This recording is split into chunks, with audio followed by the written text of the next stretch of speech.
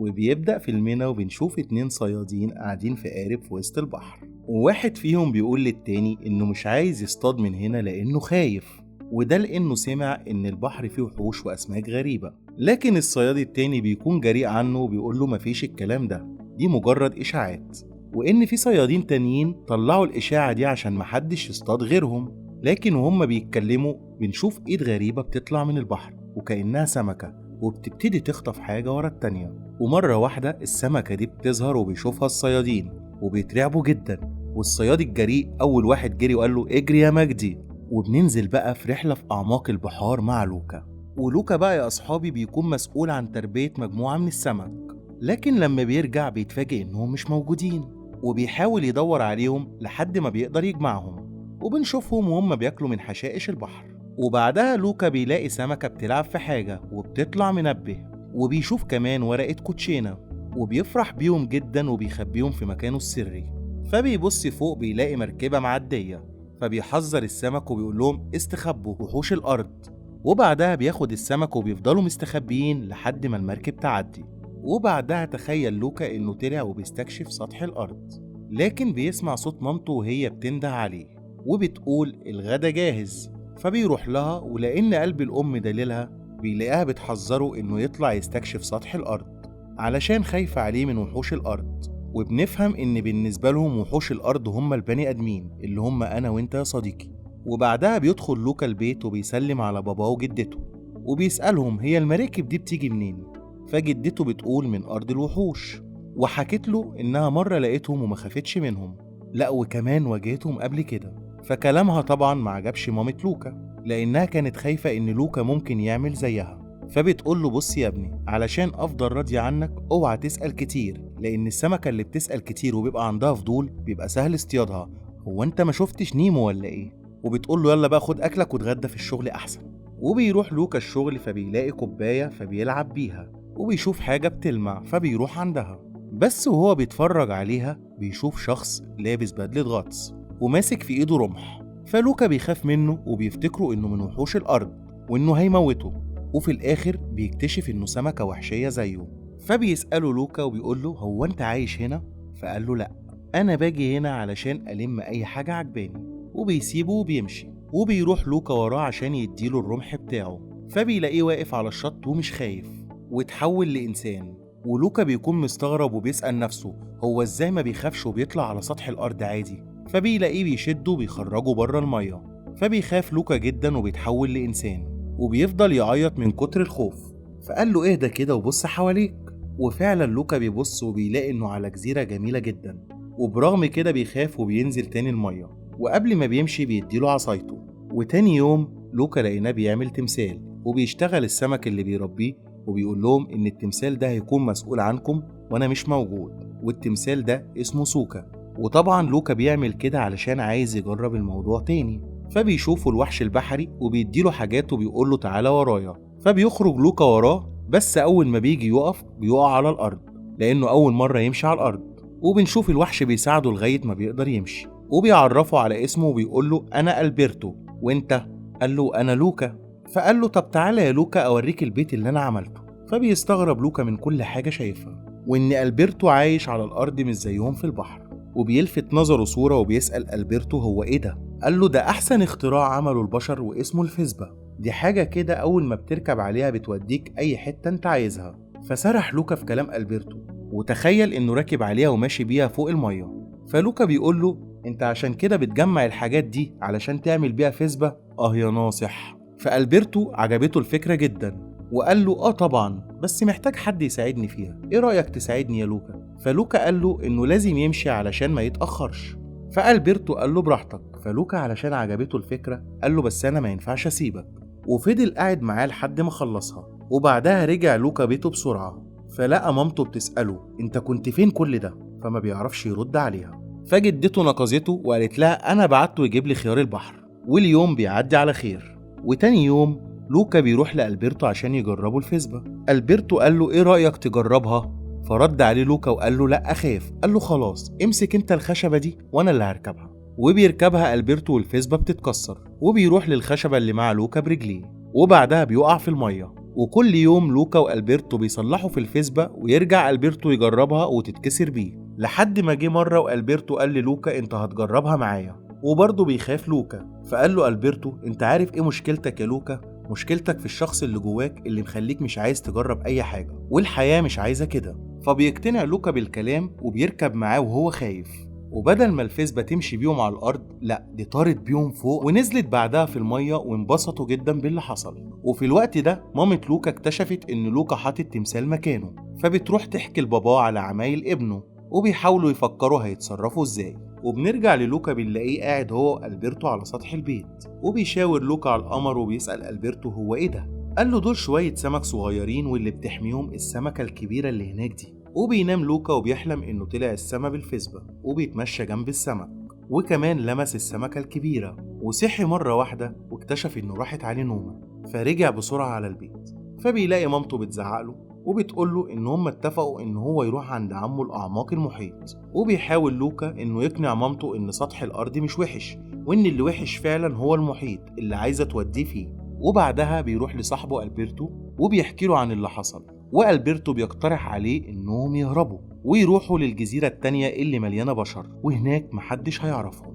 ده غير ان هناك في فيزب كتير وممكن يشتروا واحدة، وفعلا بينفذوا الخطة وبيهربوا وبيروحوا للمدينة. وبيخاف لوكا لما بيشوف 2 صيادين ومعاهم سمك، فبيشدوا ألبرتو بيعدي من وسطهم عادي وبيقول لهم اخباركم ايه يا شوية اغبياء؟ ودي جملة كان سامعها قبل كده من البشر. فانبهر جدا لوكا بألبرتو وقال له هي سهلة كده. وبعدها بيشوف لوكا 2 عواجيز وبياكلوا ايس كريم، فبيعدي من وسطهم وبيقول لهم اخباركم ايه يا شوية اغبياء؟ فبيضربوه وحدفوا عليه الايس كريم، ده اقل واجب. وهنا بقى عرف ان مش عادي خالص. وبعدها لوكا بيلاقي صور لصيادين وهم مصطادين وحوش للبحر اللي زيهم، فبيترعب وكان هيرجع بس شاف واحد راكب فيسبا. وبنلاحظ ان الشاب ده اهل المدينة متضايقين منه ومحدش طايقه.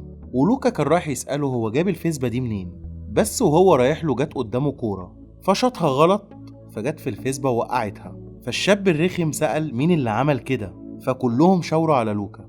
فرح لهم وقعد يرخم عليهم وكان عايز يضحك الناس عليهم، ومسك لوكا وراح بيه عند النافورة عشان يضحك الناس عليه. ولوكا طبعا كان خايف ان المية لو لمسته هيتكشف، بس لحسن الحظ بتظهر بنت اسمها جوليا وبتتخانق مع الشاب الرخم لانه رخم وفي نفس الوقت بيكسبها في المسابقات اللي بتتعمل في المدينة بالغش والمقالب.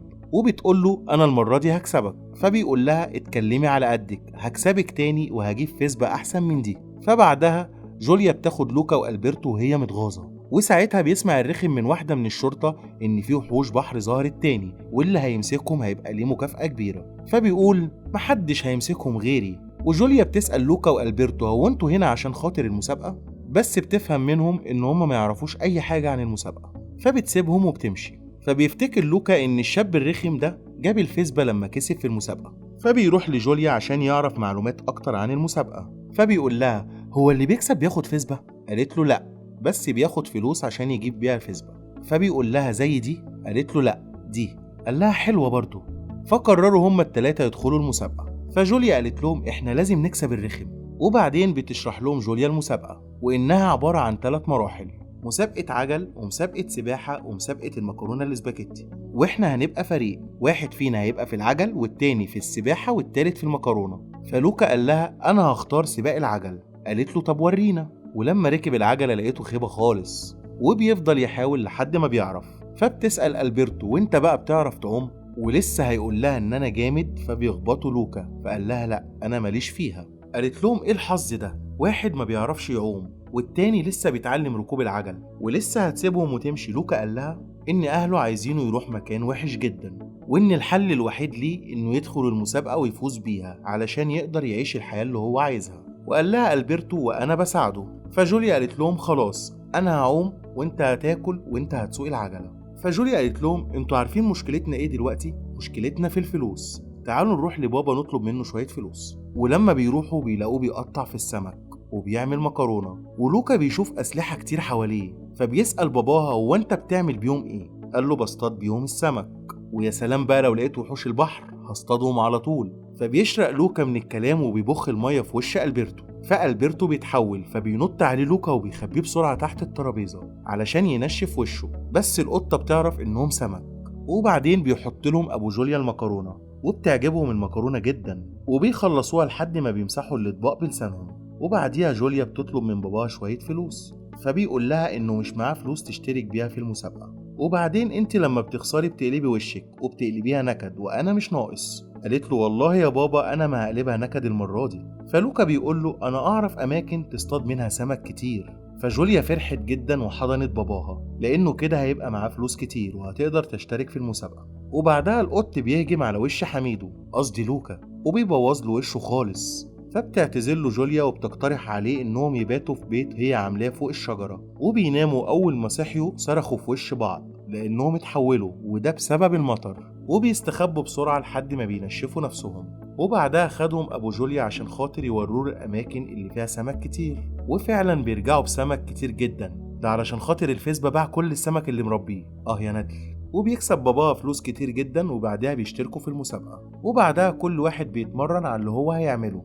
وجوليا كانت بتتمرن على السباحة، وبيجي الولد الرخم بالمركب وبيبقى عايز يخبطهم، بس هما بيقدروا يفلتوا منه، وبالغلط بتيجي شوية مية على وش ألبرتو. فلوكا لحقه قبل ما حد يشوفه ونشفه بالفوطة اللي معاه. وفي الوقت دوت بنلاقي بابا ومامة لوكا طالعين من المية بيدوروا على لوكا، وبيقرروا انهم يرموا كل الأطفال في المية علشان يعرفوا مين ابنهم. هي العيال دي ملاش أهل. ومامة لوكا بتعمل نفسها بتلعب معاهم وبترميهم في المية علشان تقدر تتعرف على ابنها. وبالليل بيرجع جوليا وألبرتو ولوكا على البيت، وبتعرف جوليا بالصدفة إن لوكا فاكر إن النجوم اللي في السما سمك، وبتفهمه وبتشرح له كل حاجة عن المجموعة الشمسية. وبيعرف لوكا منها إن في حاجة اسمها مدرسة الأطفال بيتعلموا منها كل حاجة. وبيقطع كلامهم ألبرتو وبيقول له إيه ده، هو أنت هنا؟ أنا كنت بدور عليك. وبنعرف هنا إن ألبرتو غيران، وده لأن لوكا بيقضي وقت كبير جدا مع جوليا. وبيقعد لوكا يحكي له كل حاجة عارفها من جوليا، وبيقول له إنه نفسه يروح المدرسة مع جوليا. فألبرتو عشان غيران خاف إنه يسيبه ويروح مع جوليا، فقال له لأ، لأن حياتك غير حياتها، وده لأنك ببساطة مش إنسان زيها. وفجأة بيجي الواد الرخم ومعاه صحابه وبيرخم عليهم وبيضربوا ألبرتو، ولوكا ساعتها بيلاقي رمح وبيهددهم عشان يسيبوا ألبرتو، وبيقدروا يهربوا منهم. وبيقول له ألبرتو أنا كنت سايبهم يضربوني بمزاجي. وتاني يوم بنلاقي ألبرتو بيتمرن على أكل المكرونة، ولوكا بيتمرن على ركوب العجل. وبالصدفة جوليا بتشوف القطر وبتقول لهم هو ده القطر اللي بيوصلني للمدرسة. فلوكا بيسألها هي مدرستك دي أي حد ممكن يدخلها؟ فبتقول له طبعا، بس محتاجة شوية فلوس. فألبرتو بيقطع كلامهم وبيقول لهم يا ريت نركز في المسابقة وبس. وبيمشي لوكا بالعجلة، وأول ما بيشوف المنحدر بيخاف، ولسه جوليا هتقول له يعمل إيه، فرد ألبرتو قال لها خليكي في حالك، ده صاحبي وأنا هعرف أعلمه. فبيركب ألبرتو العجلة وبينزل، فبيخبطوا في السور وبينزلوا في المية، وبيطلعوا من مكان تاني عشان محدش يشوفهم. ولوكا بيبقى متضايق جدا من تصرفات صاحبه، وبيقول له ألبرتو أنا كنت عايز أعلمك. فبيقول له لوكا انت مش عارف حاجة اصلا. فبيبتدوا يتخانقوا مع بعض، وبيوقفوا الخناق اول ما بتيجي جوليا. وجوليا بتكون فرحانة انهم عايشين، بس لما بتلاقيهم زعلانين من بعض بتسألهم هو في ايه. فبيقول لها لوكا احنا عايزين نروح المدرسة معاكي. فبتفرح وتقول لهم والمدرسة هتقبلكم عادي. فبيرد عليها ألبرتو وبيقول لها بس ما اعتقدش ان هم هيقبلوا وحوش البحر. وبينط في المية علشان يتحول، واول ما تحول جوليا خافت منه، ولوكا مثل كمان انه خايف منه ما يعرفوش. فبيقول لها ايه ده طلع وحش البحر. فبيتصدم ألبرتو في لوكا وبيسيبهم وبيمشي اول ما بيشوف الولد الرخم جاي يصطاده. ولما بيرجع لوكا مع جوليا في البيت، جوليا رمت عليه شوية مية، وبتلاقيه هو كمان من وحوش البحر. فبتقول له هو ايه الذكاء ده، هو انتوا مش لاقيين مكان تعيشوا فيه غير في مدينة صيادين الوحوش، وكمان عايشين مع بابا شيخ الصيادين؟ وبتطلب منه يمشي بسرعة قبل ما أهل المدينة يكتشفوا الحقيقة. فبيقول لها لوكا إنه عمل كده علشان أهله كانوا عايزين يودوه المحيط. وبالليل بنلاقي لوكا قاعد مع نفسه بيفكر في اللي عمله مع صاحبه، وبيقرر إنه هينزل علشان يصالحه، لكن ألبرتو بيكون رافض.